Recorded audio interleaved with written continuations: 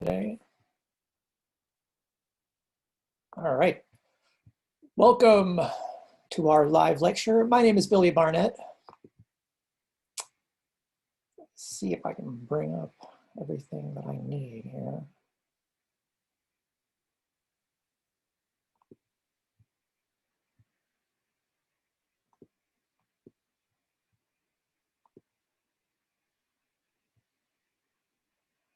There we go. Man, showing the video panel is difficult. So welcome to week 2 of Psychology of Play. Hope you guys are enjoying the class. I want to give you kind of a rundown of what we're going to be doing. I'm going to leave my camera on just for a minute while we get started, and then I'll turn it off because my fans tend to go into warp speed whenever I use my video. So I want to give you just kind of a synopsis of what we're going to do. We're going to talk about positive psychology today, and there are several different elements of that. And then we're also going to talk about the brain and how play is kind of a big deal in how we develop as people with brains. And so we're going to talk about some of the stuff in your reading about how play is impacted, or play impacts the brain. So I hope you guys are doing well. We're going to be here for about, I don't know, hour and a half. I don't normally go to 2 hours, but we'll see how we do. One of the things I want to leave up to you guys is, right now I have everybody muted, and I like this to be a little bit less of a lecture and more of a talk. And so I'm going to do a thing where I'm going to have you muted, but you can unmute yourselves. I believe I've already set it up this way where you guys can unmute yourself if you would like to contribute. Or I can unmute everybody and allow the chaos to ensue if you want to have an open class completely, which is also a possibility. And so it could turn into a nightmare. So I want to see, what do you guys think? Do you guys want to have the mics all on, or do you want to unmute yourself if you would like to talk?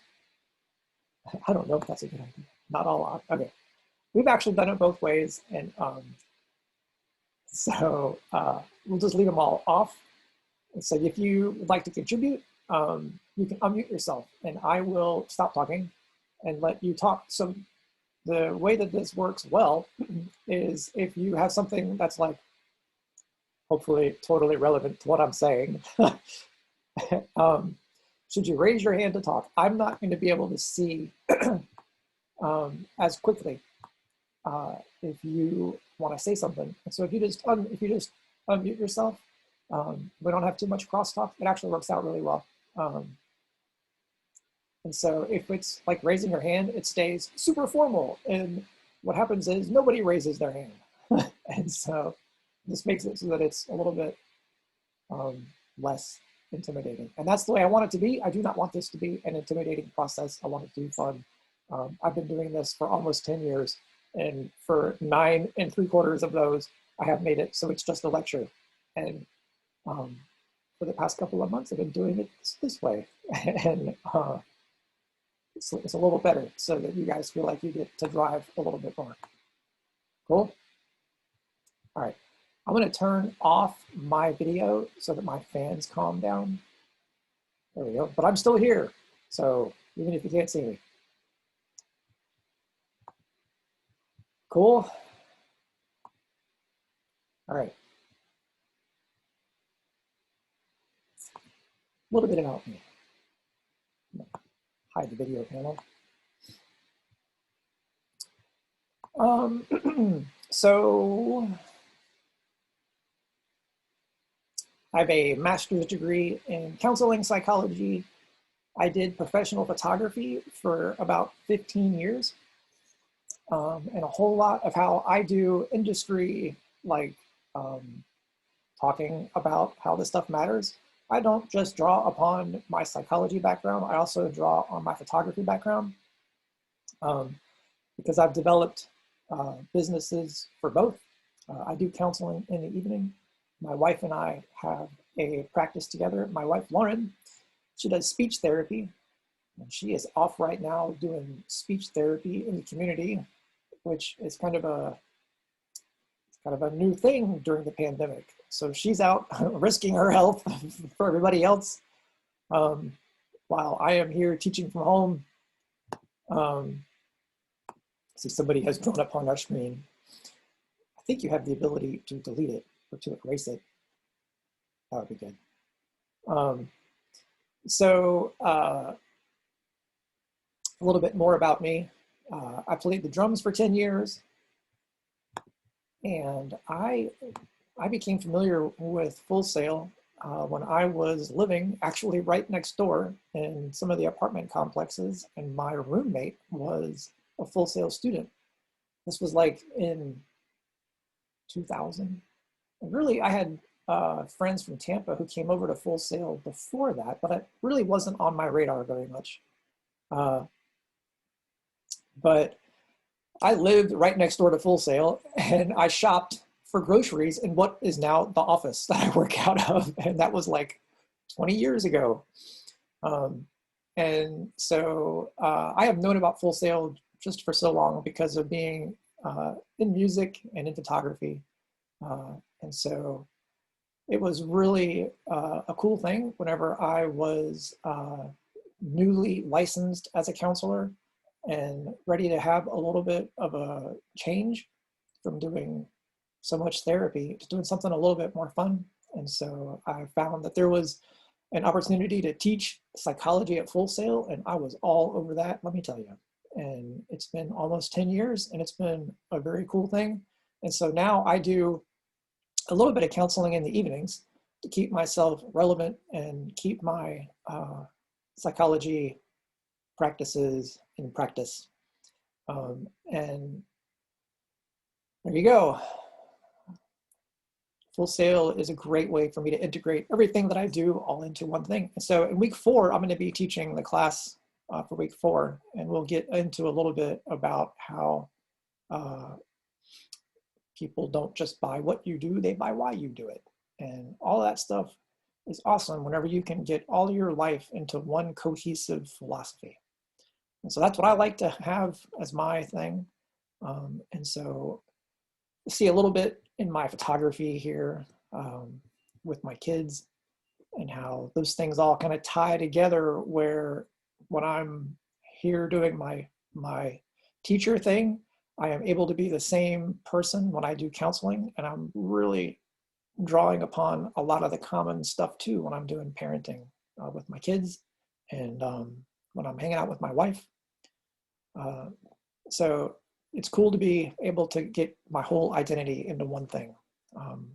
Greatest thing I got out of graduate school is a very simple concept: is that you are the therapy. And everything that you'll see in this class this is about you. And so I want you to know that this class is not about necessarily just play. It's about helping you identify, define, and apply what's important to you. Jonathan, he thinks there's 4 or 5 teachers who split up the meetings per week. That's about right, as far as we have actually 3 teams teaching online. And so there are about 12 of us teaching online, and there's also 4 or so more right now teaching the campus experience. And so we're a big team, and right now we're in the busiest time of year. And so we are all over the place doing our thing. It's good. Okay. All right. So do I teach both? I teach on campus and online. Yeah. We all teach pretty much both. I teach, I volunteer basically 5 times a year, 5 months out of the year. And we typically do between 2 and 5 months on campus. And then the rest of those are online. Yep. So our first component is going to be positive psychology. And so there are 100 people in here. And so I've got each one of the instructors, there's, so right now we're all teaching about 75 people each. And so even though there's 100 people in here right now, there's probably 2 or 3 times that registered. But there's a lot of people here who have come to the live lecture. That's awesome. Nice. So today we're going to challenge the dominant field of psychology being a disease-based model. We're going to put a positive psychology spin on things and learn what it's all about. We're going to explore happiness, gratitude, and the PERMA model. And so this is part 1.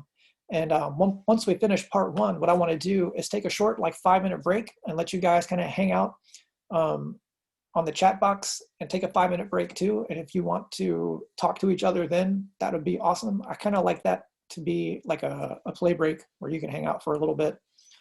And you guys can exchange information if you want to, but remember the microphones are still going to be on, or the recording is still going to be going. So just be mindful that whatever you say could be heard by other people. All right, yes, be professional. So here's the gist of it. Psychology started off as a very positive thing. Before World War II, psychology was very much about building positive aspects of our character and our abilities. And so they wanted to nurture, you know, the things that were best. They wanted to build talent. They wanted to help you do self-help stuff.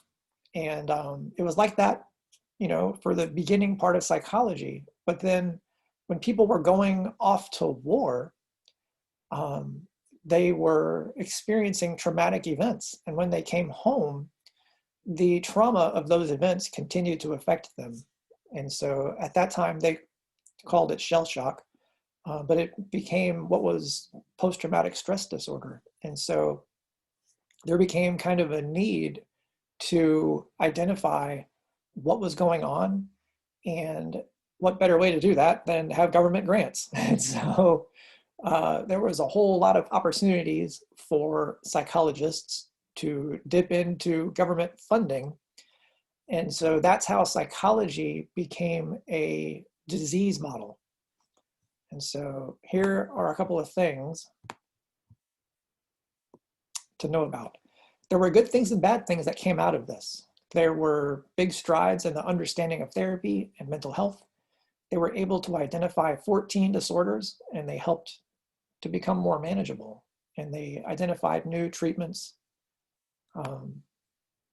to treat those disorders. But there was some bad stuff too. Psychology became a field of victimology. Practitioners went about treating the mental illness of patients within a disease framework by repairing damage. And so damaged habits, drives, childhoods, damaged brains. Think about shell shock and PTSD. And there's no method for prevention of mental illness. And so I just want to camp out here for a minute and explain this a little bit more. When you do counseling or you do psychology diagnosing, you look for groups of symptoms, and then those symptoms basically live in certain camps. And so you have camps of like mood disorders, or a camp of like psychotic features. There's also less intense things like adjustment issues. Some things are medically induced or medically, caused. And so what you have is there is a what's wrong viewpoint on how you come up with a diagnosis. And so before in our history, we talked about psychology being about self-improvement and growth. With this model, the conventional psychology model, it's about symptoms and what are the problems. And so we're focused more on what are the problems and things that need to be fixed, as opposed to what are the things that we can do to help somebody grow. We're presuming or assuming at the beginning that the client or the patient is sick in some form, instead of the client is a human being who has the ability to learn and grow and do, better and better things. We're assuming negative things, negative symptoms about the client, instead of the client is human and wants to do better. And that's really the takeaway here for the difference between conventional psychology and the disease model compared to the way psychology started, because what we're going to talk about today is positive psychology. And positive psychology is a return to that original idea that psychology is for not just people who are sick, but people who are human, which is pretty much everybody, right? And so the whole idea here is that positive psychology views people as being good and okay instead of damaged or hurt. And so whenever we start in that spot, it's a complete switch from how we do the starting point, okay? So that's what positive psychology is about.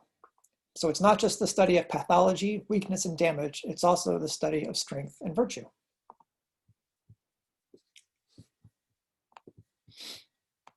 Treatment is not just fixing what is broken, it's nurturing what is best. It's not just a branch of medicine concerned with illness or health, it's much larger. It's about work, education, insight, love, growth, and play. So now remember, just a few minutes ago, one of the things that I said was that this class is supposed to be about you. It's supposed to allow you to be fully involved without you having to be diagnosed first. That's where we're going with this. We want this to be something that's accessible to everybody.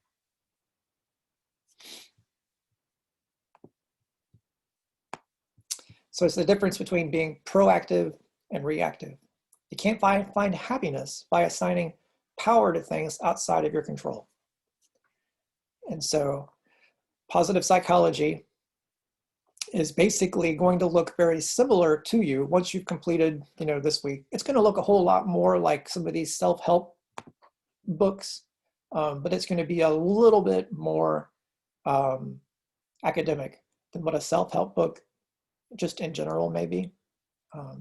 And so there are some very common terms that we're going to look at here in just a minute that are in positive psychology that may not be in all of your self-help books, but once you read those self-help books, you might see that a whole lot of what they're saying comes from what you're going to look at here, okay?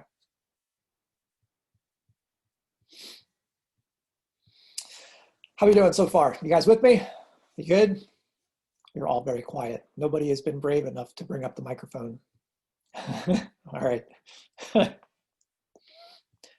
right. So we're going to look at two guys.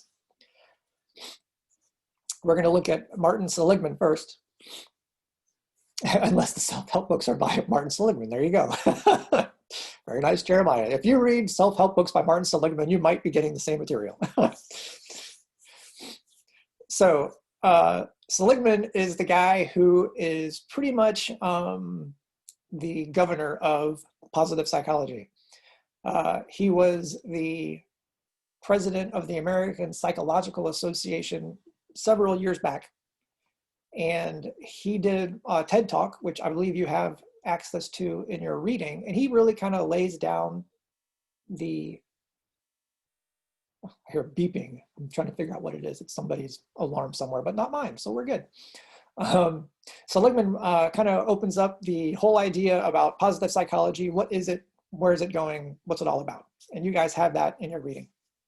And so basically he gives, sort of what I just said. Positive psychology is designed to be for humans, not just the diagnosed, right? And so we're going to go through the PERMA model here in just a few minutes. And Seligman is the guy who came up with the PERMA model. And so this guy, I'm going to say his name for you. His name is Mihai Csikszentmihalyi. And so that's a really interesting pronunciation for all those letters together. And so that's what it says, Mihai Csikszentmihalyi. And he is our guy for the concept of flow. So if you've done the reading this week, you might be familiar with this term. And so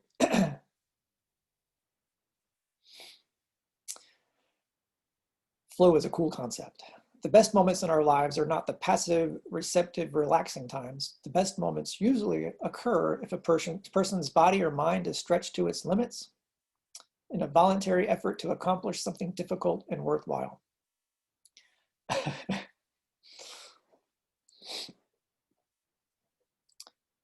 So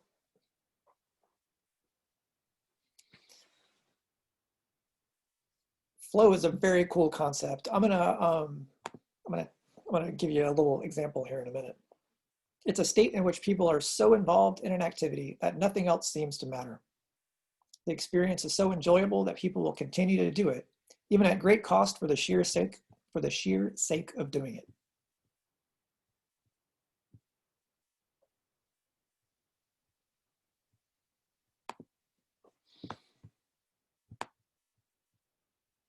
And so this is where people find genuine satisfaction. Have you ever felt a sense of timelessness or complete absorption in a task? Specifically when you're doing creative stuff, where you have strength and alertness, effortless control. That's when you know that you have found flow. So what I like to do is give a little example about driving. Most of you are probably drivers, at least a little bit. And I'm sure most of you listen to music, at least a little bit. And so, let's see, looks like somebody tried to unmute themselves, but they couldn't. Is that so?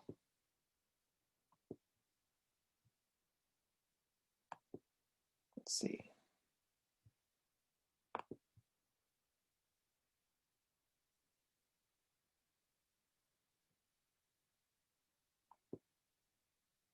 Now you might be able to. I clicked that button earlier. Hello. There we go. Yes, it was a human. All right, we're in. You have more than one human. Cool. All right. I swear Coming I checked that box earlier, but now it's really checked.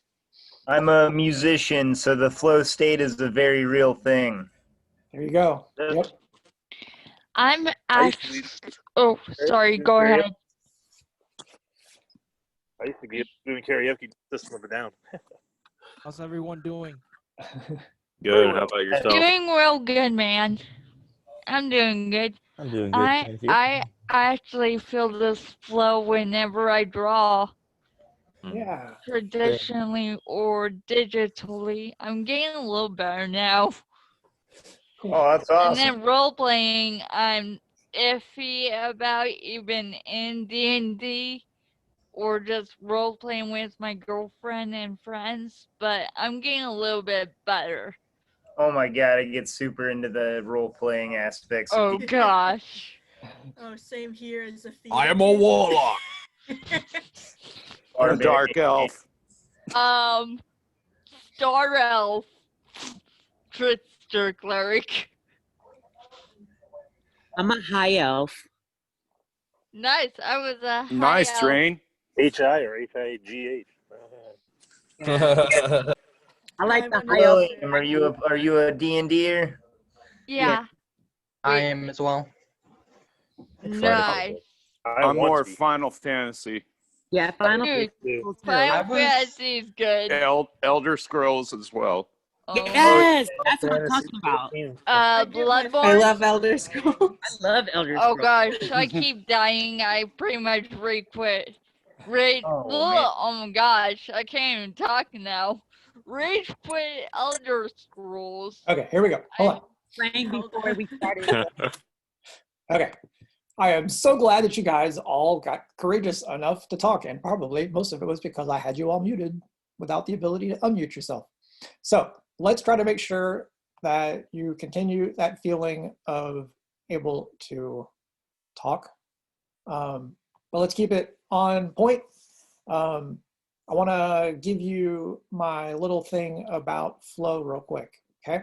So think about driving your car and going down the street, listening to your radio, cool? When you are listening to your radio and a song comes on, you have the ability to probably still drive your car even though you're listening to a song that you like, right? And so you can listen to that song and not think about the ditch on the right side of your road if you're in America, or the double, yellow line on the left side and the car is coming at you. If you're doing 65 and the cars coming in the other lane are doing 65, if you accidentally lose control of your focus, you are crashing at 130 miles an hour with the two cars combined, right? But instead, you have integrated all of the things that are required in driving your car, and you're able to totally listen to your song and zone out on what it requires for you to drive, right? And so maybe you are listening to your song's on for like 5 minutes, and you go through a couple of green lights and you stop at your last light because it's red and your song ends. And do you ever think, how in the world did I get here safely, right? So that's because of the idea of flow. You have the ability to totally zone out on what it takes to drive your car and enjoy your song, and the song takes you to a place that's enjoyable, and the driving is no longer necessary for you to know how to do it. You just automatically do it because you've integrated all of those things. May I ask something real quick? Sure. I actually get like incredibly nervous about the prospect of driving, and that's why I've been kind of hesitating on it. Would you have any tips on getting into a flow for it? So that's a great question. I think the best answer would be, I think the suggestions are going to be here inside the content for flow, and then think about how do these concepts apply to your situation. How's that? Okay, thank you. Yeah. So for flow, there's 9 main parts. You've got to have a clear goal every step of the way. And there's immediate feedback to your actions. There's a balance between the challenges and skills. The action and awareness are merged. Distractions are excluded from your awareness. There's no worry of failure, and that's probably a big one. And your self-consciousness disappears. Your sense of time becomes distorted, and the activity becomes its own reward.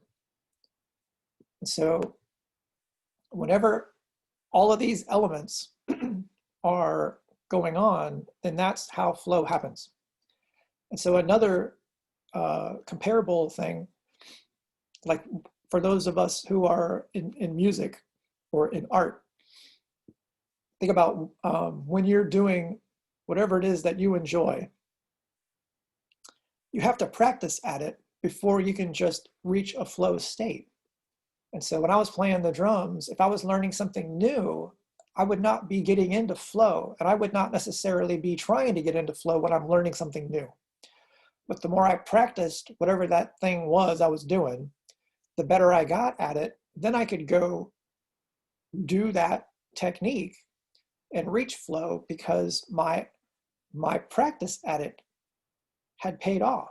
And so there was a balance between how hard it was and how good I was at it. So when you're not good at it, you can't reach flow. When you are good at it, then you can reach flow. Why can't I draw while driving? Good question, Preston. It's advisable not to. It's almost like daydreaming. So daydreaming and flow are certainly close friends. How's that? So another question. Sure. Maybe. If you are in like a state of flow, is it possible to find a way to not lose track of time? Because I've had bad habits where I'll get way too into a piece of art or something, and then before I know it, I look up and it's like 3 in the morning, and I have to wake up. Yep. Set alarms. Yep. alarms. I was gonna say, gosh. Yep. So that's Yeah, a it really just good. happens naturally. It's a really good point. So here's the takeaway. Some of this class may seem like a commercial for idealism, and this is a really good point here. Like sometimes things go too far, right? And so the other part about what we're going to get into in this course later is mindfulness. And so here we're totally talking about losing track of time, and we think about in the qualities of play, diminished consciousness of self. Some of these things are very dangerous if you don't have boundaries on them. And so in week 3 or 4, we're going to talk about mindfulness, and that is being centered. And so that's how do you bring yourself back and stay grounded in the here and now. Okay. And so, yeah. Yep. So this is the like front side of the benefits of flow. Mindfulness is going to be there. There's also a responsibility that we all have to stay in the here and now and not zone out for 3 or 4 hours. Yeah, or longer. Or longer. Yeah, that's a great point. So, when have the 100 of you experienced flow? What are the things that you guys enjoy doing where flow is good? While I take a sip out of my drink. Always Well- some sort of art. Sorry. I'm in flow right now. I'm drawing while this lecture's happening. With me, Drawing. I've had a flow experience, which some people might find weird, but for this one D&D group, that I'm not even a part of, I'm keeping track of some statistics for them. And I just lose track of time because I love numbers. Cool. Mine's composing and songwriting, and I just get into it and get my rhythm going, and I don't stop. Mine is too. Very cool. Mine is playing video games and drawing that gets me off track.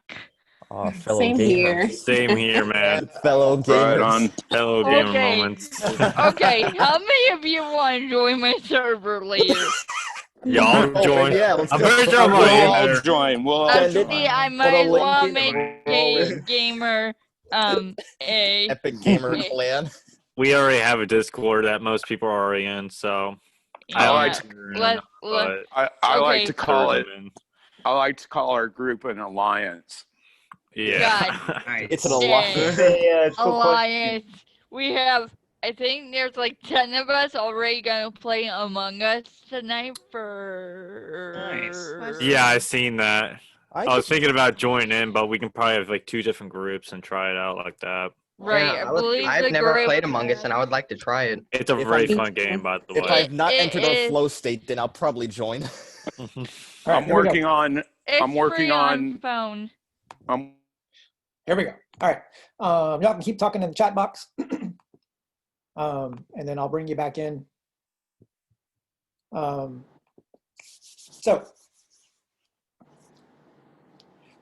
I enjoy that you guys are participating. Don't feel like I'm herding you along, even though I kind of have to a little bit. But I want to make sure that we keep moving forward, and I'll have a little break where you guys can. He just cut us all off. Yes. All right, here we go. Wellness. What is wellness? What does that mean?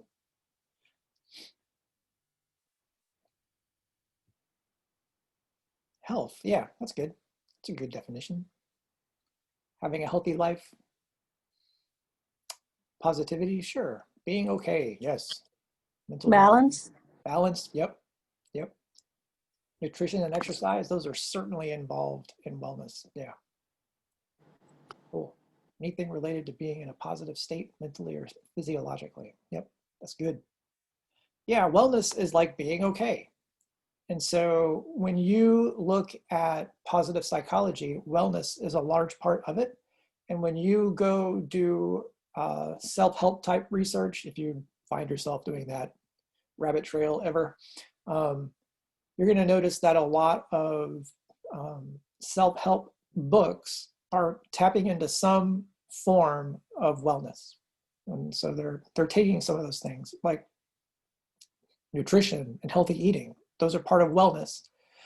And some self-help books may just be focused on that. Some self-help books may totally be focused on mindfulness. Some of them may totally be focused on building you up, in some area in your life. So for our purposes here, we're going to do wellness through the PERMA model.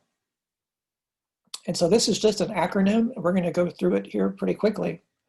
And it's right here in front of you. These 1, 2, 3, 4, 5 things together, even after 10 years, I still have to check how many there are. These 5 things together make the PERMA model. The first part is positive emotion.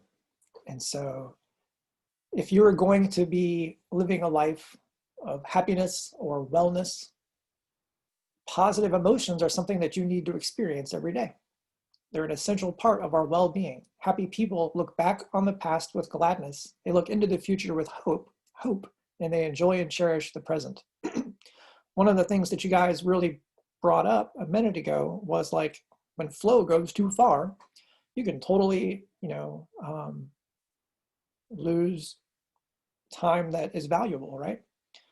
And so staying centered is a really big goal in life. How do you stay in the here and now?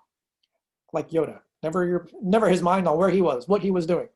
You got to be able to stay focused on what's going on right now, because happy people look back on the past with happiness.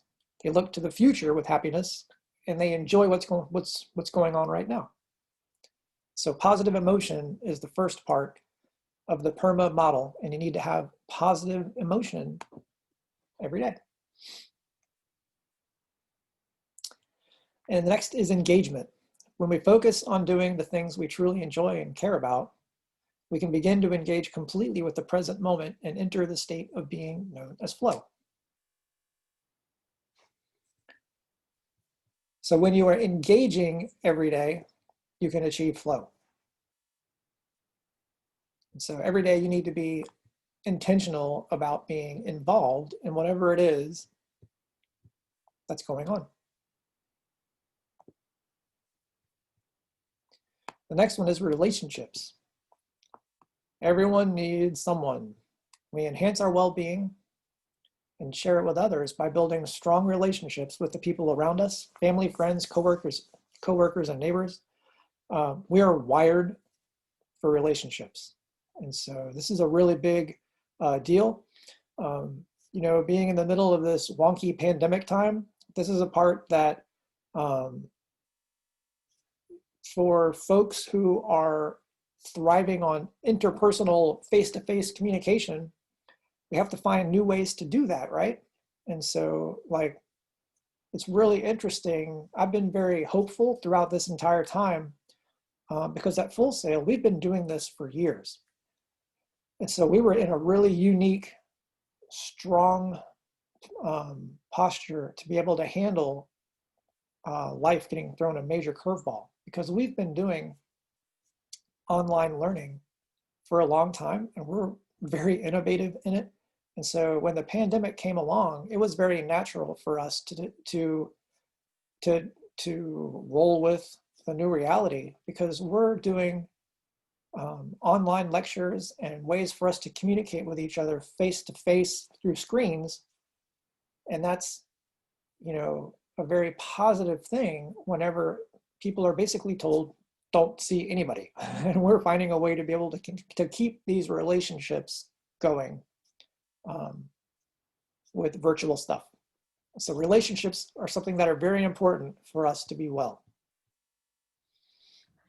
Can I say something again? Sure.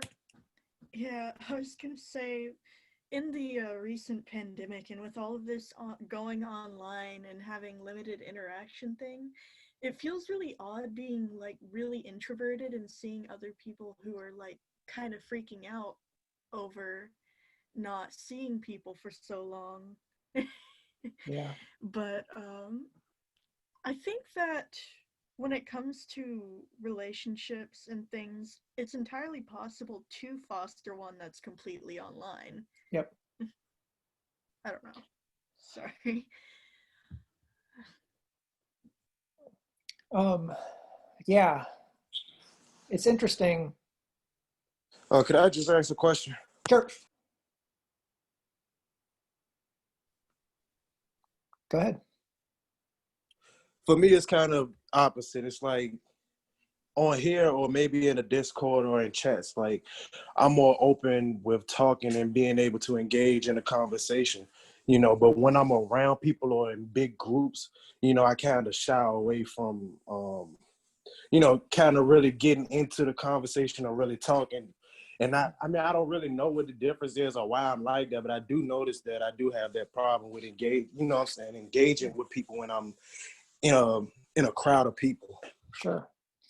I guess that's called social anxiety because I'm like that too, so don't feel bad. I think there's a security being behind a screen or being able to log off of a conversation at any time. You don't have to worry about following through or following up. You can just leave as soon as you're uncomfortable. Yeah. Yeah. You guys are pinpointing a concept that in week 3, you're going to see one of our questionnaires, the MBTI. Yeah. Oh, yeah.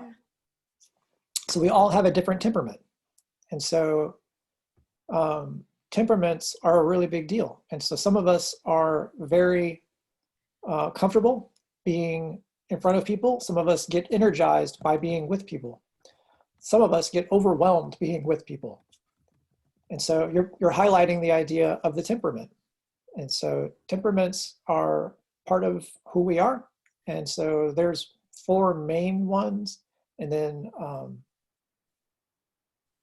there's also variations of each one too. And so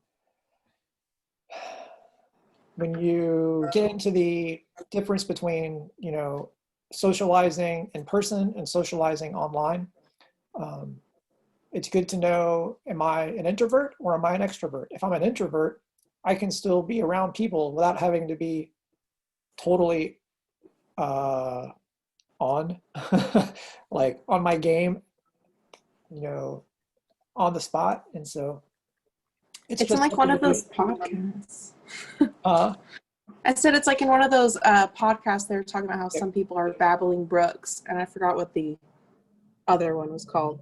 Yeah. But there's like 2 personalities basically. Yep. It's just like I be really engaged though. Like when I be on my game or when I be on a quest or something like that, I really be engaged. Like I be talking to everybody, you know what I'm saying, telling people where to go, what to do. But it'd be totally different when I'm actually in person, standing in front of you, and it's a crowd of people, and they want you to speak, and it's like all eyes on you. I guess that's kind of that kind of where it messes me up. Yeah, it just depends on the topic for me, at least, and the crowd. Man, I've had depends on like who's around. accidentally. Oh, sorry. No, you're all good. You're all good. Yeah. That's what I was saying. Yeah. I've had issues with like self-sabotage because I'll be really confident in my skills, but as soon as like you're on stage, it's like, ooh, because you see everyone there. Yep. Yeah, like in a crowd of people, like I'm okay. But then when I get on stage and start talking, that's when I start getting nervous, and I sort of like start laughing because I forget and I'm nervous. Yeah. Yeah, Fear I is normally the forget mind what I killer. need to do. I'm sorry about that. No, you did good. I said, fear is the mind killer. I actually just forget I'm on stage. Yeah. All right, let's finish up the PERMA model, and then so we're on meaning. This is we're at our best when we're involved in things, when we dedicate our time to something greater than ourselves. It can be religious faith, like meetings. It could be community work, family, politics, a charity, a professional or creative goal. Thinking about what you guys were just talking about, when I know that I'm going to be talking about something I am well informed on, I enjoy those opportunities to speak. When it's something that I'm not an expert on, it terrifies me to no end, because the things that bring us meaning usually bring us confidence. So the last one is accomplishment. Everyone needs to win sometimes. To achieve well-being and happiness, we must be able to look back on our lives with a sense of accomplishment. That I did it, and I did it well.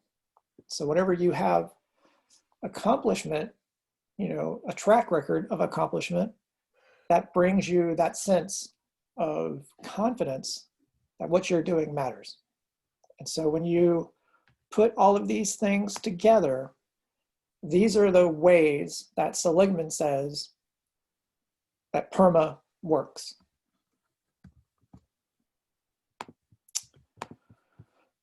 Okay, so that is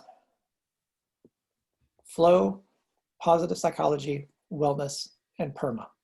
Cool? All right. Do you guys have any questions? We were doing some good extra sharing there on some of these things. Good? All right. Let's minimize this I one. actually have one. Okay. What do you think is the best way to start breaking free of negative thought patterns, especially if there's been like a lot of rough things that have kind of happened lately that you're trying to work through, or things that you're trying to think about and finally like work through them?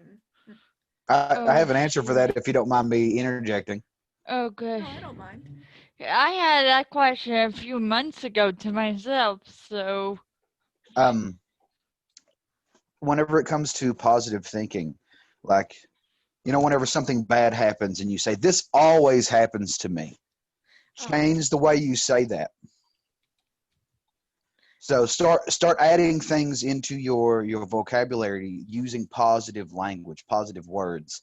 Like, every time that I go out, I find money on the ground. Just say things like that to yourself, and you will start to become more and more positive, and those negative thoughts will start to get smaller and smaller and smaller. Manifesting. Positive affirmations. Mm-hmm. Those are great points. Great points. Or if you're an artist like me, draw something funny, like draw a version of your negative thoughts, put them on a unicorn and send them to Rainbow Island, or put them in a tutu. Make it funny. Yeah. I've got a rule that I give to my family and how we do our talks. And then I have it also for my clients too, when I do relationship counseling. It's that we cannot always and never. Because we are mortals, we cannot always and never do things. Things can only happen sometimes or right now. And so taking the infinite out of our script is usually one of the things that is very helpful with all relationship type things. And so I think that's, I guess, my first response is, how do you, break those habits of self-criticism? Is if you're saying always and never to yourself, that's probably not fair. And we do that to other people too. Yeah. I had a question, and there was a link, and which one was it? Hang on, I need to find it. Gosh, it was for the homework for the chat. There was a link. Yeah, the 36 questions for increasing closeness. What is that for? I don't understand. Help me out here again. There's a problem with a link. There is a link that was somebody found it and posted it on Discord saying it was on the one of the assignments you gave. I Okay. believe it is the discussion board. Okay. And I'm trying to figure out why that's there. Well, so we're going to go through the assignments here in a little bit. And so Okay. maybe somebody can help us point it out whenever we get to that point, and we will see. Typically, we have somebody that catches it on our team also. So we'll look at that. We're going to go through here and look at the stuff on the brain. More family photos of my family.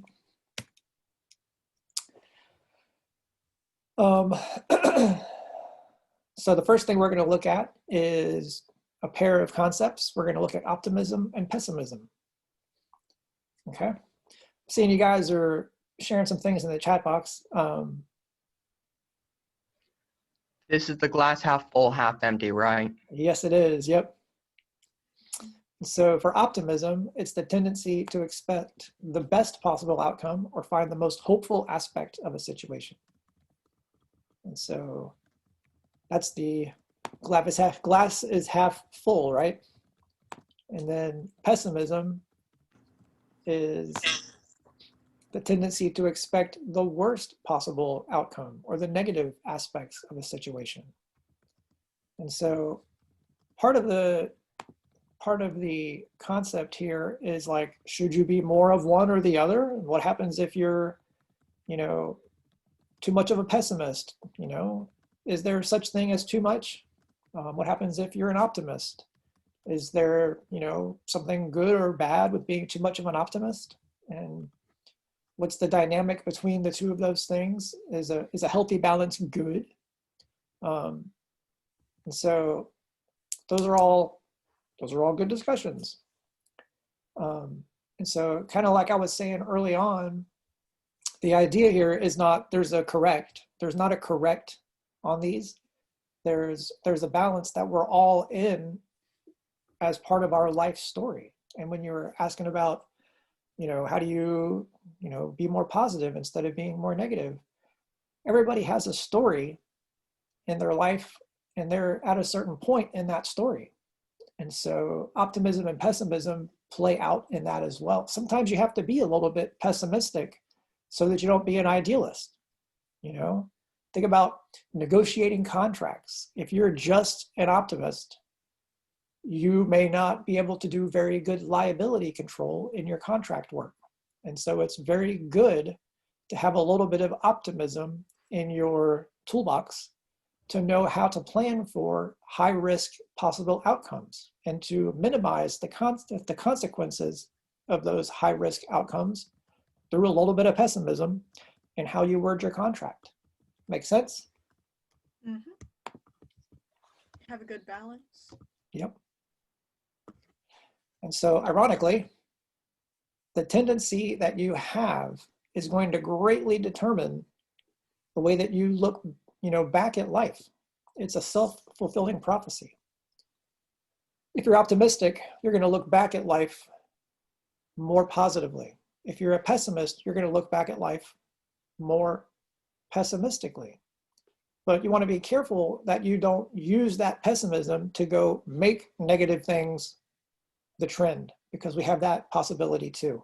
And when I do work on personality type stuff, a lot of what I work on is how people think something is going to happen a certain way. And because they think that and expect it, they'll sabotage things because they're expecting it to go badly. And so just know that optimism and pessimism, these are ways that we look at life. And trying to build a good balance is really the best strategy. Because if you build that balance in, life is going to be able to unfold in a way that is going to be the most predictable.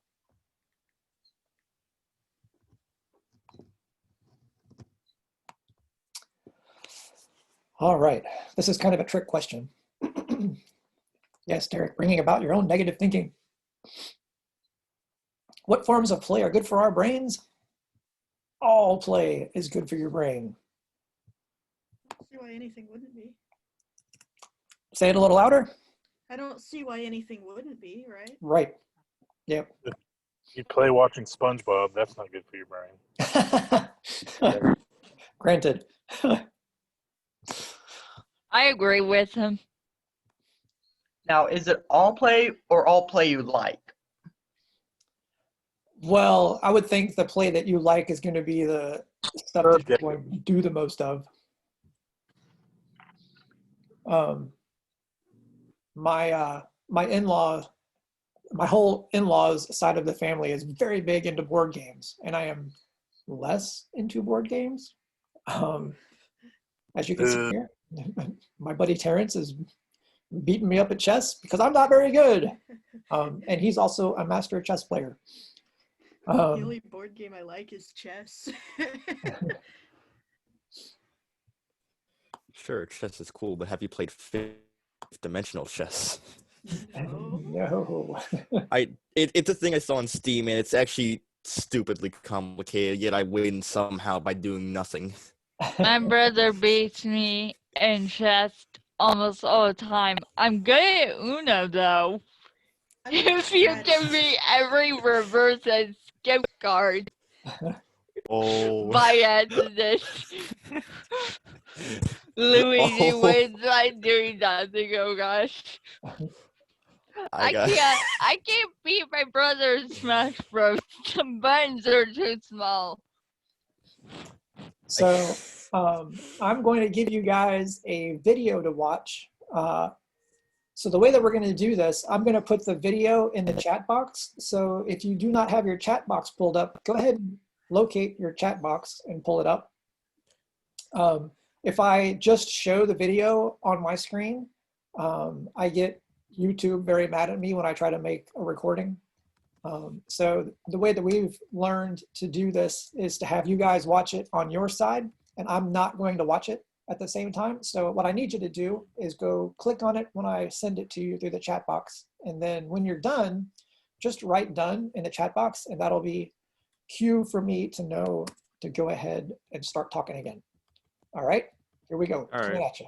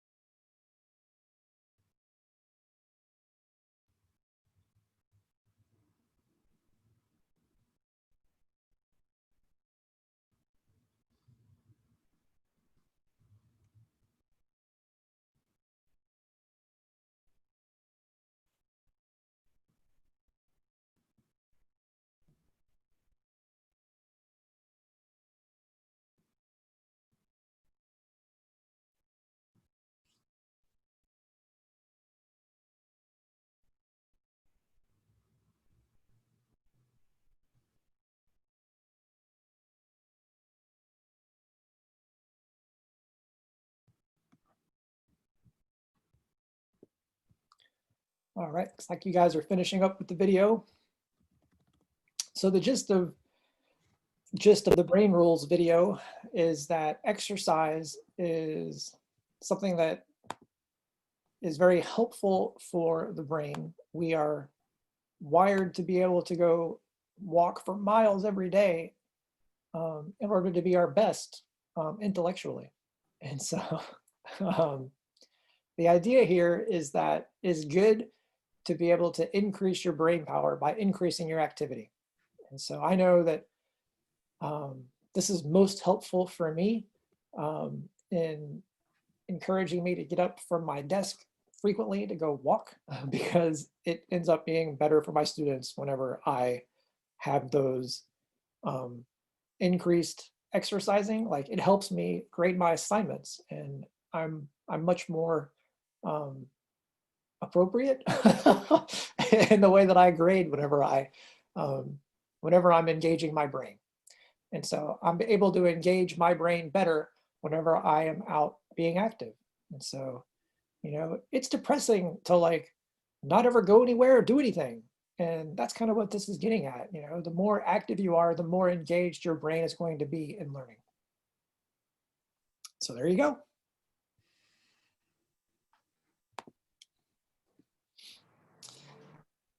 And so our brains change over time. This is one of the other brain rules. And so this is going to get into our concept of neuroplasticity. So what you do and learn in life can physically change your brain. And so this happens in like how we learn. It also happens in how our brain repairs itself from injuries. And so this is the concept of neuroplasticity, and it's the change in the structure, function, and organization of the neurons or nerve cells in response to new experiences. And so those experiences change the wiring in our brain. As we learn, our brains make connections between the neurons. As we gain new experiences and information, our brains reroute their own circuitry for improved functioning. And this neural network or the connections are the fabric of our brains. And so when my wife does speech therapy, part of what she does is she takes advantage of this neuroplasticity. So when you exercise, you are, you know, repetitively training your muscles to strengthen. At the same time, there's a corresponding wiring going on in your brain. And so when you have these experiences, it teaches your brain to make a network in order for that experience to happen again.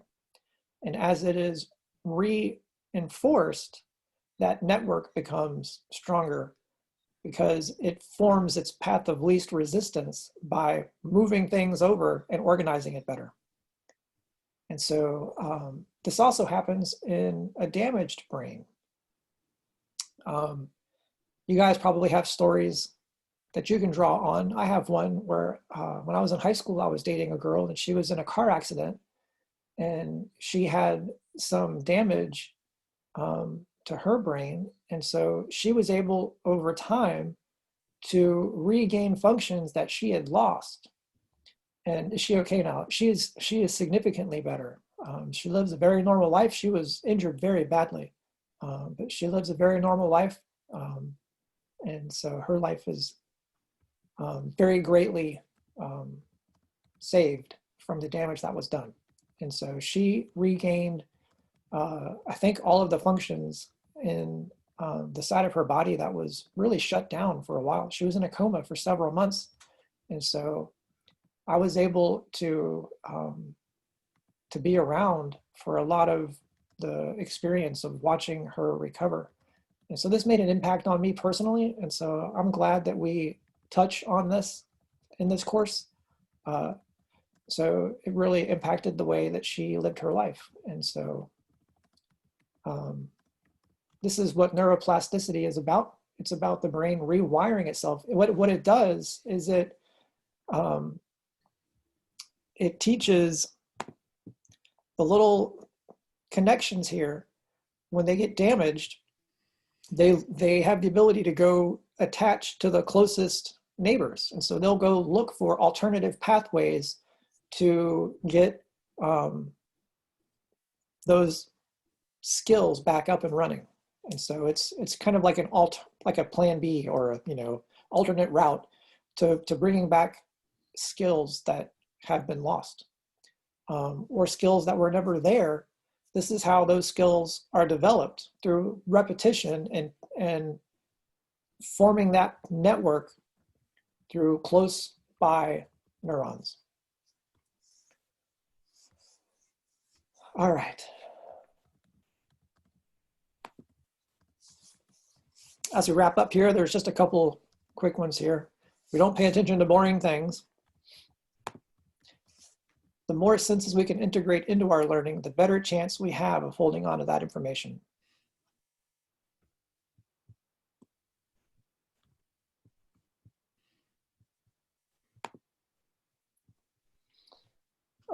Aaron, I see you're sharing some things in the chat box that I don't want to ignore, but I also don't want to draw too much attention to.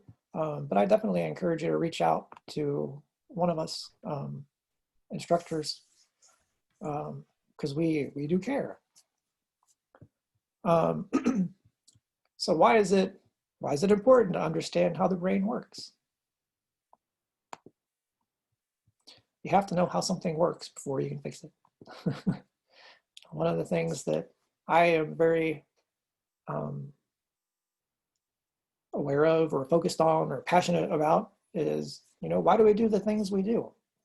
We have to know how we work if we're going to be able to identify and define a path forward. And so it's just one of the things about life, is the more you want to be able to fix stuff, you have to be able to look into the things with courage to see what it is that's going on and how does that stuff work.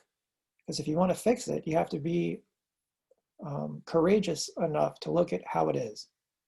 And if you can be courageous enough to look at how things are, that's the best way to be able to plot a course forward. And so in my counseling, the thing that I do is I try to make myself courageous enough to be able to walk through whatever the stories are that my clients bring to me.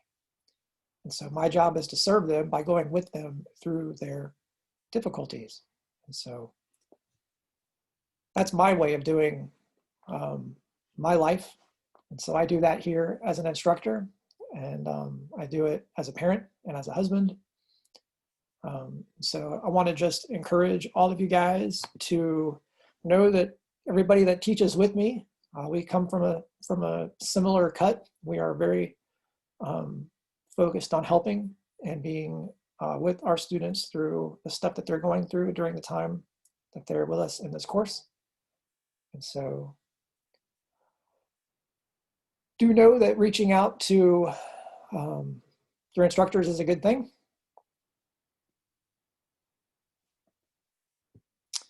All right, let's do this. It is 2:11. Let's take a quick break. I'm gonna leave you guys to be able to talk to each other. You can unmute yourself if you guys want to talk. We're gonna have just a little brain break here. I'll come back in about 5 minutes and we'll go through the homework. I want to make sure that you guys have a good understanding of what is going on this week for the quests and for the discussion board. So we're going to do a good walkthrough on all of the expectations for the homework. When I come back, give it 5 to 7 minutes, and just know that the recording is still going. So everything that you guys say is still going to be recorded, but I'm not going to be hovering over you telling you to knock it off. Cool. I'm going to mute my microphone, and y'all have a good time while I step away for just a couple minutes. Yes, sir. Okay, Awesome. talking for me is kind of better than typing due to my policy. So, yeah. That's fine. I just like talking because a lot more emotion can be felt with talking than typing.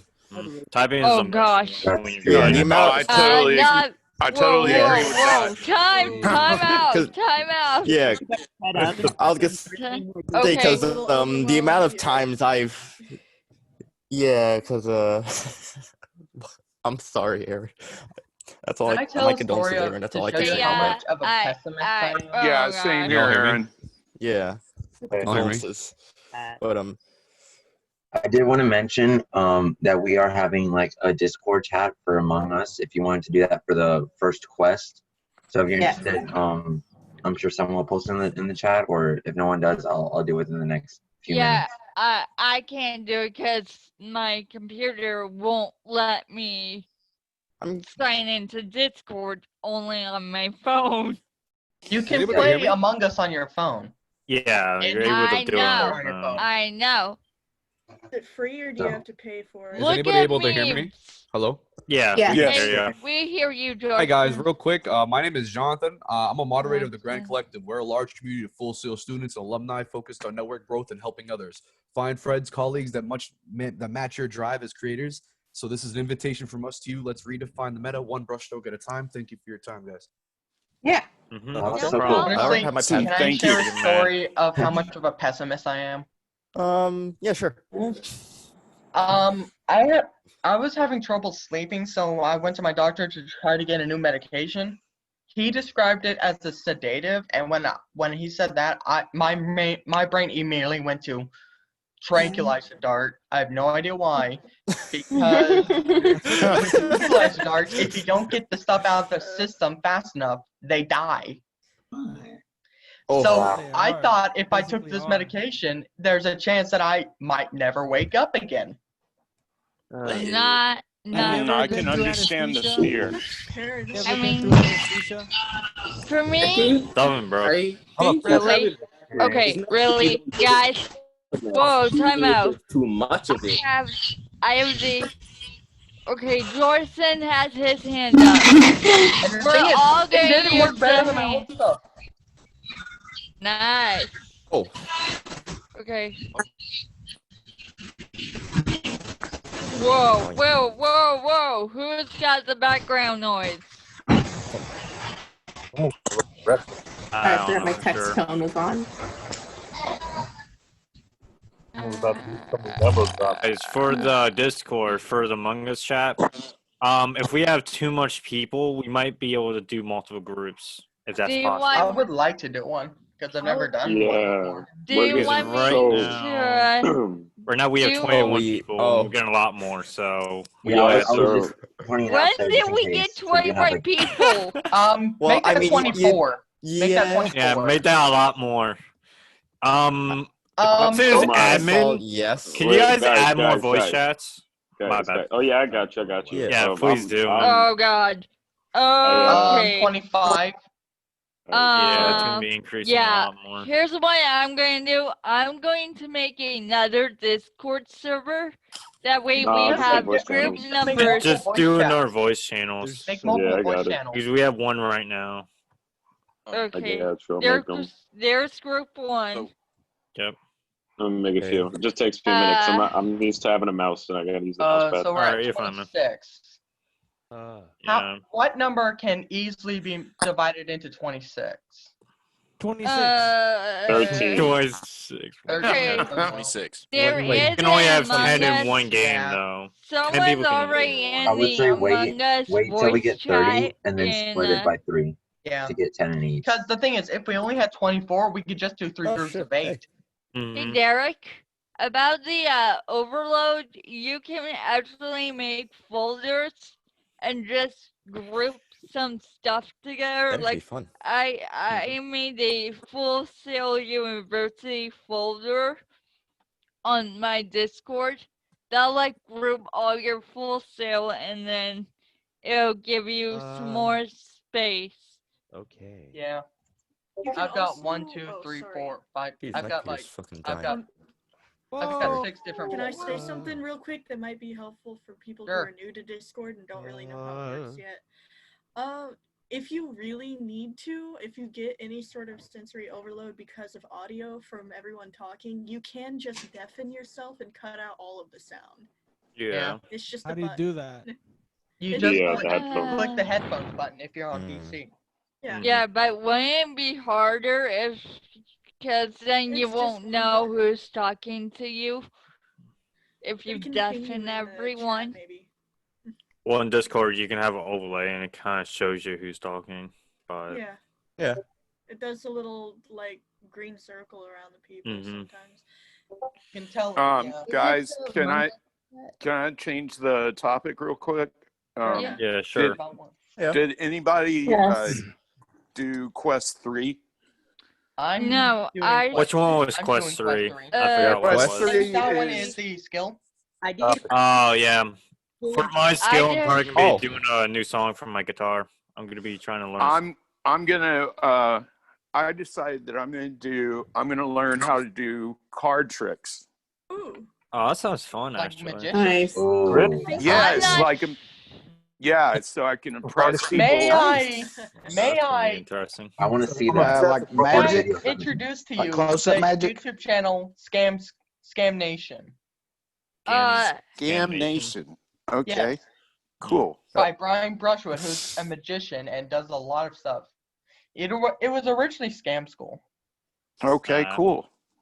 Yeah, I was I've been starting to research like just last night how to just the easiest stuff, and I have a deck of cards that I haven't even opened. I'm obsessed with but one.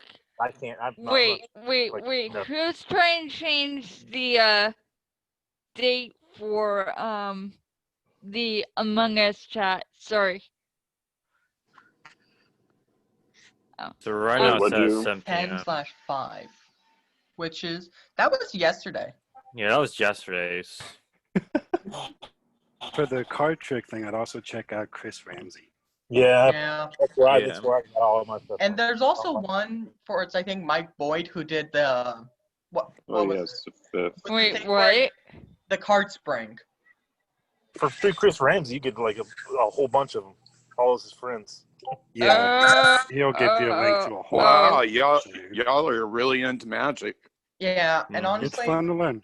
Oh, is it that witch stuff? I'm not even trying to watch, actually. Not the witch stuff. No, the when would you the card magic. describe me actually officially learned piano? I've tried learning piano, so My Piano parents class and forgot everything. my parents were classically trained pianists, and I was forced to learn from 4 to 12 until I finally told them I had enough. And- I'm not And- sure. I'm not sure what skill I could learn, so I'm just gonna probably update the plan that I posted last week. With The my weekly- with my skill Yeah, on the piano, I can only really do one hand at a time. All right, guys, ready to start back up? Okay. Yes, sir. Yeah, Alright, then. let me mute myself. Yep, one sec. Yeah, right. Let me All right. also. It's nice talking to you guys. Hope you guys enjoyed that. I think it makes it so it's a little bit more like a classroom setting.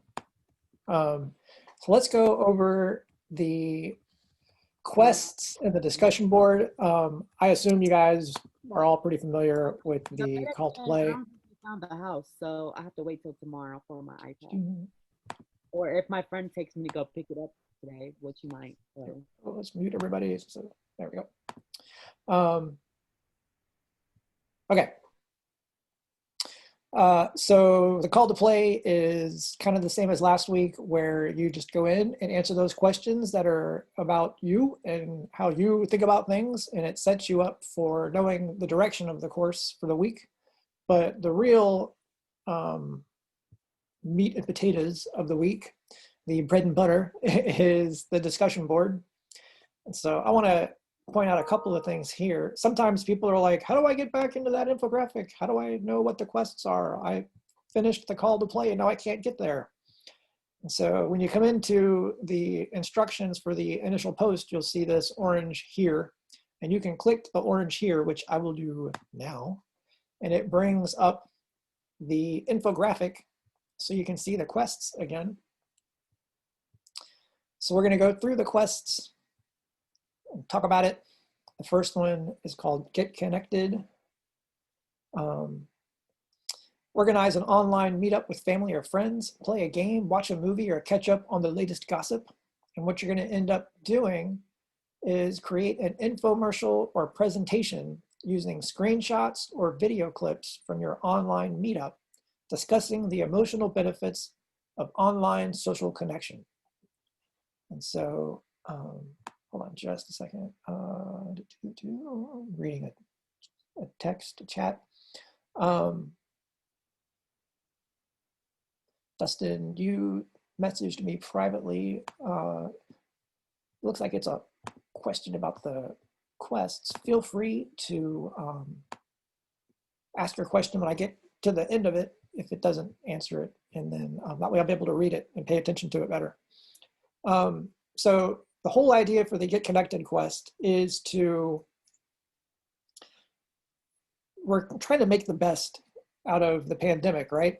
And so the idea here is to talk about the emotional benefits of online social connection because we cannot do face-to-face stuff as much, right? And so since you guys are online students, it's good for you to know how to, talk about this stuff this way. And because we have the pandemic, both of them are, both of these things are totally related to why is it so good emotionally to be able to connect online. And so an infomercial is, think of it like a commercial about information. Instead of selling a product, you're selling the emotional benefits of online social connection. Or you can do a presentation like, slideshow, or you can do an Adobe, what's it called? Spark. Spark, man. Yeah, I was about to say Adobe Spark. My bad. I Complete- forgot I was muted. Yeah, complete brain fog moment there, sorry. So you can do really anything. The only thing we don't want you to do is send us a text document.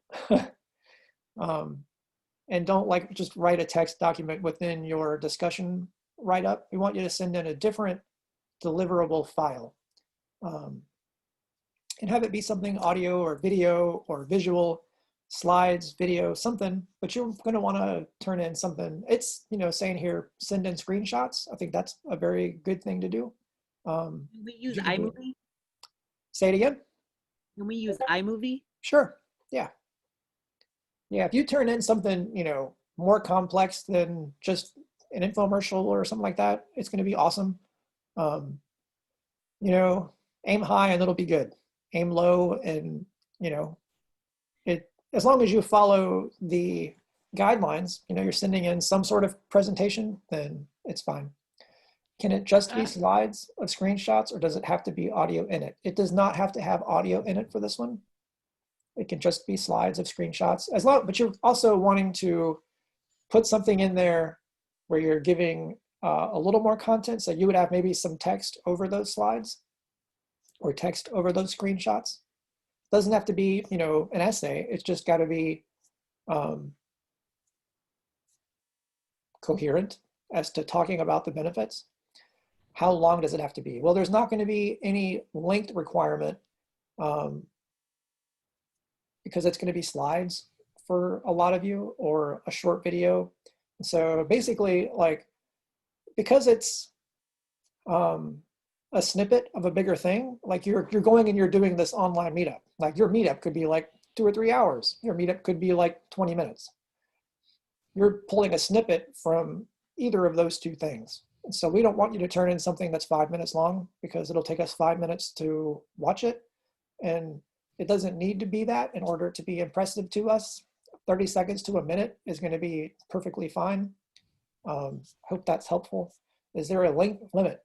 There isn't, but remember, we want to watch these things, but we also don't want to spend so long doing one quest review.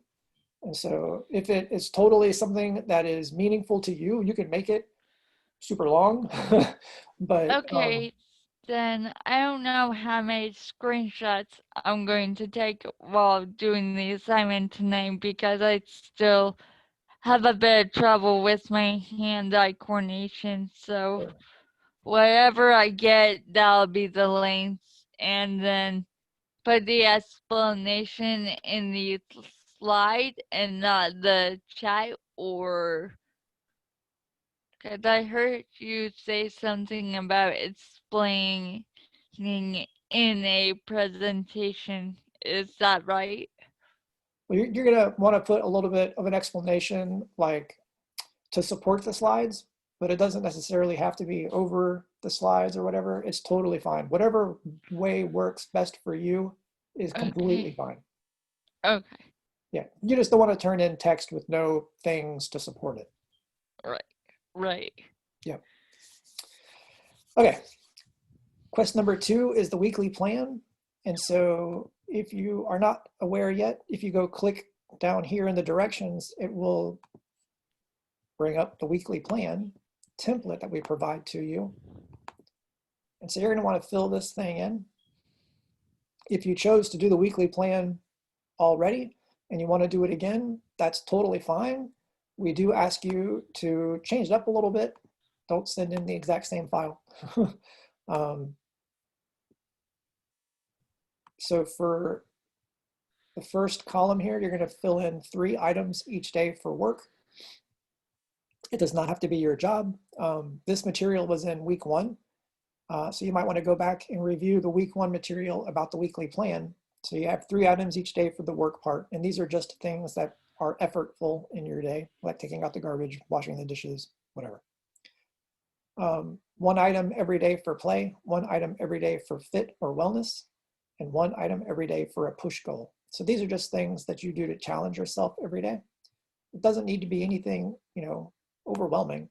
And you do not have to complete all of these things. We don't grade you by like how much of it you complete. We just grade you by making a projection and like trying to think it out.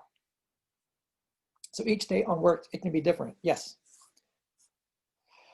Yep. So this is just a basic structure for your week. It's just being intentional and just getting an idea about how things look in your life. Cool. So you want to turn this in for Quest 2. That is the deliverable file for Quest 2. Quest 3, this is the one that brings up the most discussion.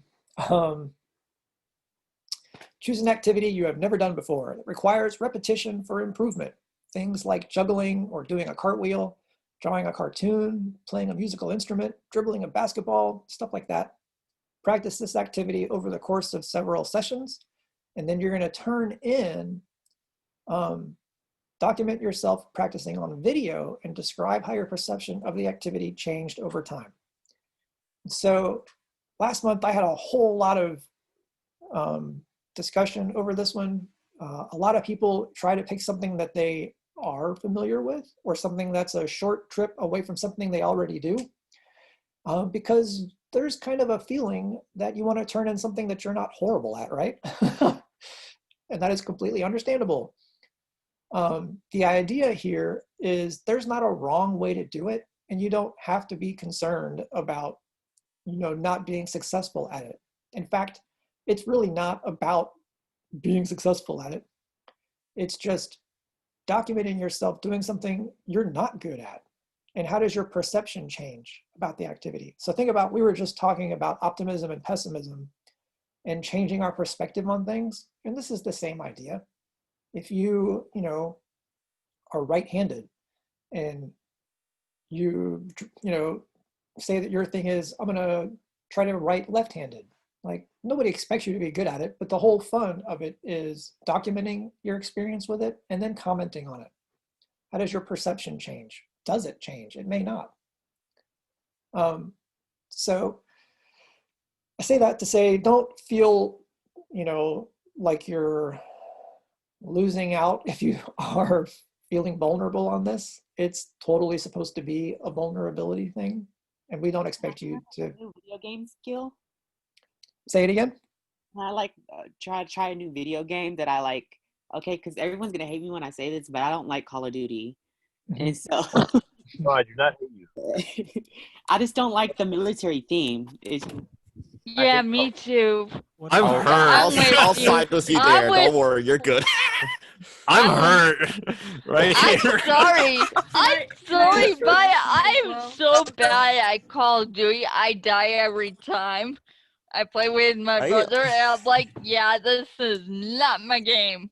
Just practice. Practice makes perfect in anything you do, even What do you with video think I've games, been honestly. doing? What do you think I tried? So He's been laughing Call of Duty since I day am one. not good with hand-eye coordination. What part of this did you miss? All right, hold on. Can I ask something, please? So the thing here is, what we sometimes do is we try to make this too complicated of a thing. And so what I want to encourage you to do is find something super simple. Find something super simple to do. Like if you want to do a video game, that's cool, a game you don't play. If you want to do something that takes a while to do, the whole idea here is to do it repetitiously. And so make sure that you are able to do what it says to do by going and practicing something, because doing it once is not what they're looking for. They're wanting you to do it a bunch of times to describe how your perception of it changes. I see, Ian, you have your hand raised. Would you like me to unmute you, or do you want to unmute yourself? Yeah. It's just a quick question. Could we make it like a video on, I don't know, meditation?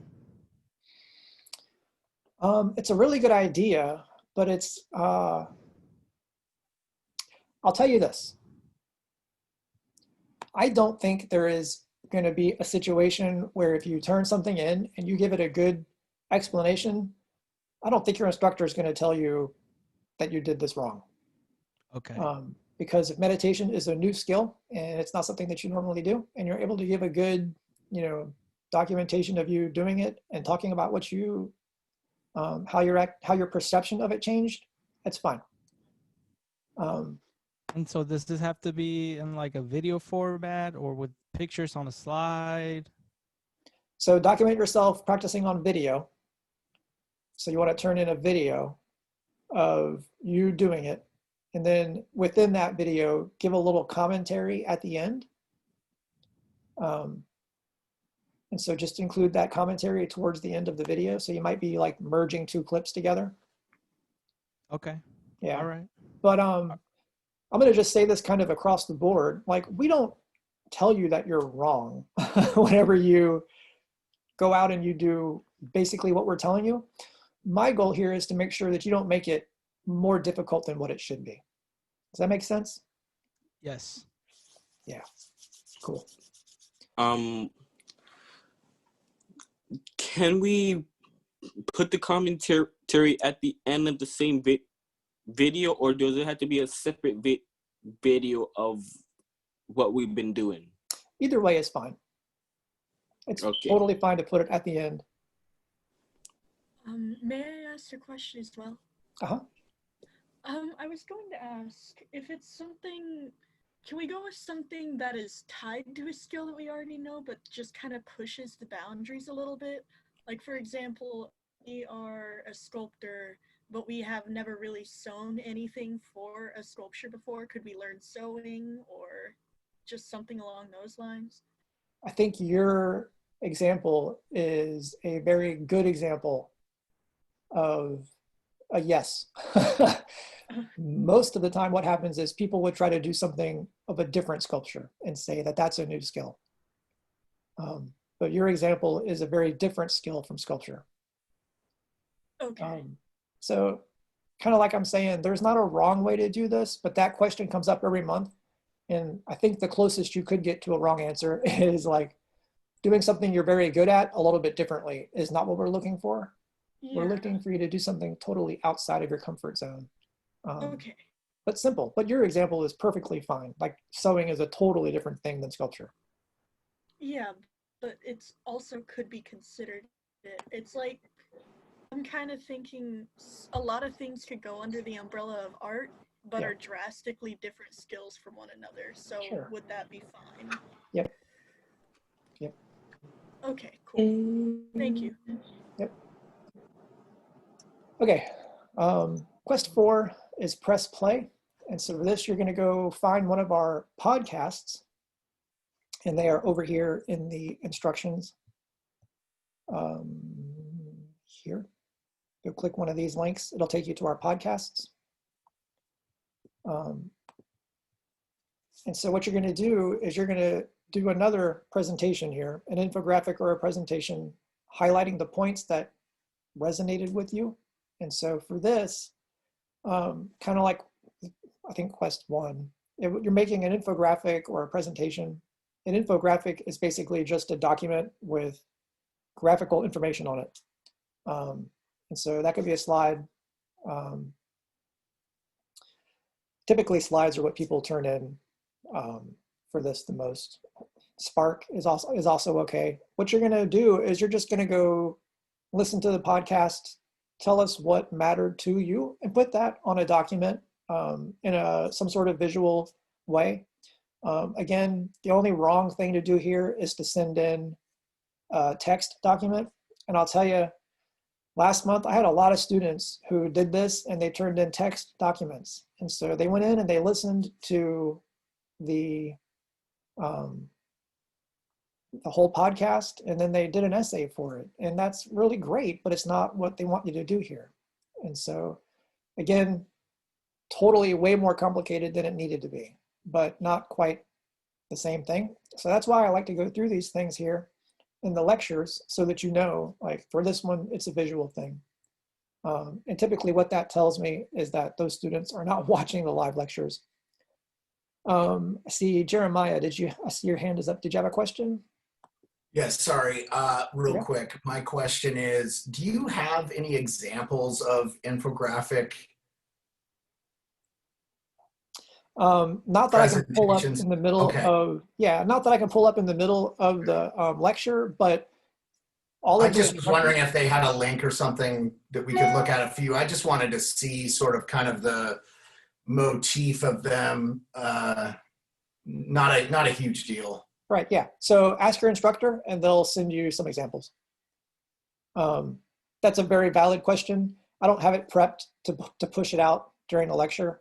But if you message your instructor, after this, we are certainly happy to. That's what the Wednesday session could be for, I suppose. We have that time with them, right? So yes, yep. So could just do it then. I appreciate it. Yep, during the open office hour, yeah. And I'll just plug that too. Like,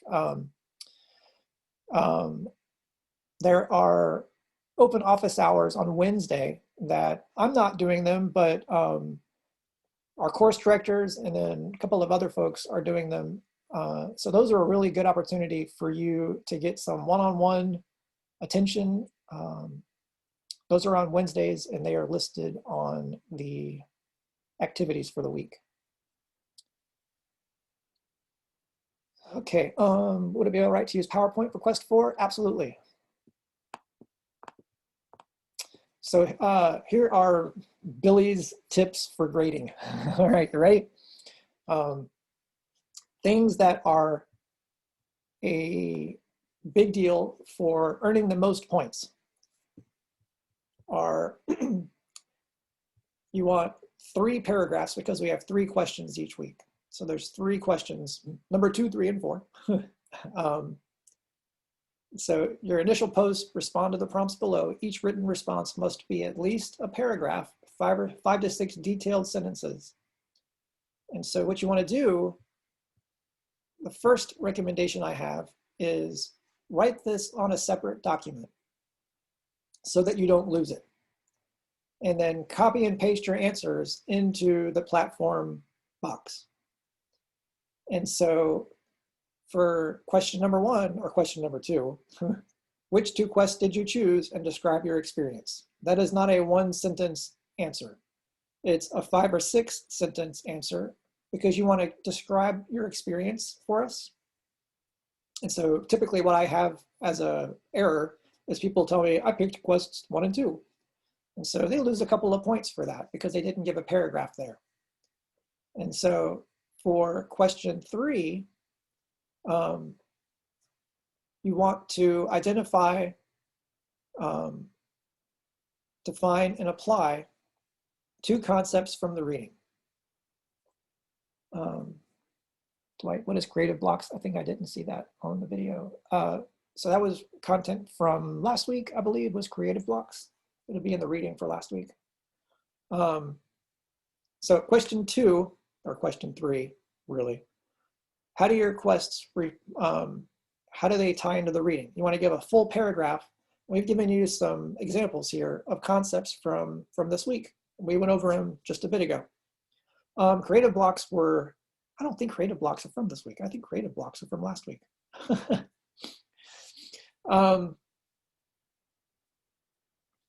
It's from this week? All right, cool. So you want to go in there and identify those things, and then you want to define and apply them. And so, you know, we talk about PERMA. You could, you know, bring up positive emotion. That's one element of the PERMA model. You could talk about positive emotion and engagement and how those matter to you because of something from your life. So you just want to flesh that out in your paragraph for question number 3. And then question number 4, you want to explain how these quests impacted your well-being. And so this is more of a you talking about your experience. There's not an academic correct answer here. This is how did this stuff matter to you? So that goes back to the first thing that I said when we started today, is there's not a lot of wrong answers in this stuff. The only wrong answers are in question number 3. So you want to make sure that you get the correct information for question number 3. You want to be able to identify two of those concepts from the reading and talk about how did that stuff apply to your quests. Everything else is you fleshing out how does this stuff affect you, and identify, define, and apply you and how this stuff relates. And so that's part of why I love this class, is because you can totally come in here and talk about what matters to you. And the only thing you really have to do is pull out 2 concepts and apply that stuff. And I think that's a really great format for an assignment as big as this. And so a couple of other things, we are just about done. If you get your initial post up by Thursday, you want to do 2 more response posts by Sunday. But let's say you miss the initial post deadline. One of the things we have here in the rubric meets the initial post deadline or posts initial post late and responds to 3 classmates. So what you want to do, if you miss the Thursday deadline, you are in good shape still if you do 3 response posts. Isn't it due Thursday anyway? Yes. So here's what happens. When you look at this, discussion, initial post due Thursday, right? Yes. Next due date is Sunday, October 11th. This is because the platform only pulls on one day. The platform is not configured to pull on Thursday. And so it allows us to make it so that you guys are able to freely post your initial post really anytime between now and Sunday. And so what happens is if you are able to post Thursday and you want to do as little as possible, do your Thursday initial post and 2 response posts and you're good. But if you miss the initial post and you're hearing this, you do not have to contact your instructor. Just know that you have the ability to post freely between now and Sunday, your initial post. But if you do post, say, Saturday, right? You need to make 3 response posts in order to earn full credit. If you only do 2, you will earn up to 90 points because there's a 10-point thing here. But if you do 3, that 3rd post will cancel out this late penalty. And so you'll get your 20 points for your response posts for 2, and then you'll get those 10 points back for the late initial post. But just logistically, the platform is not configured to pull 2 due dates on one activity. And so we just have it so that we've built it in to where you're able to post anytime before Sunday. And we look, as we're grading, to make sure you posted before Thursday. And if you didn't, we look for a 3rd response post. And if you don't make one, we just rate it by the 10 points down. But if you do, we're happy that you did, and you earn your 10 points back. Does that make sense?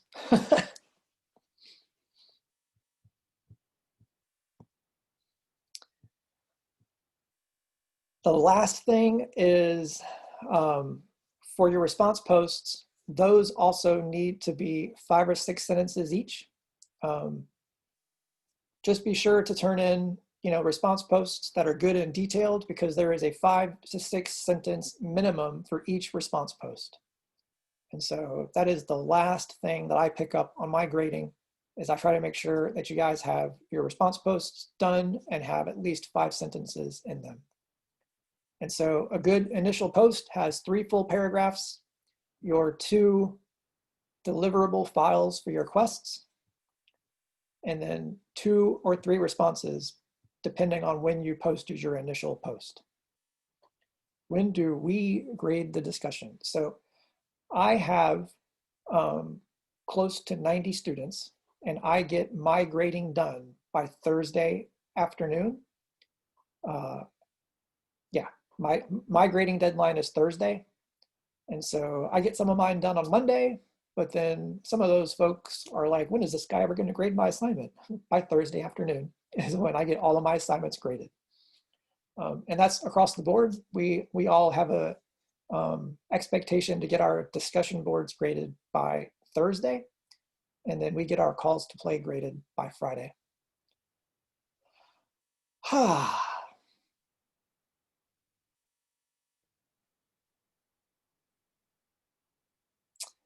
All right. How's everybody doing? There's a whole lot of stuff, right?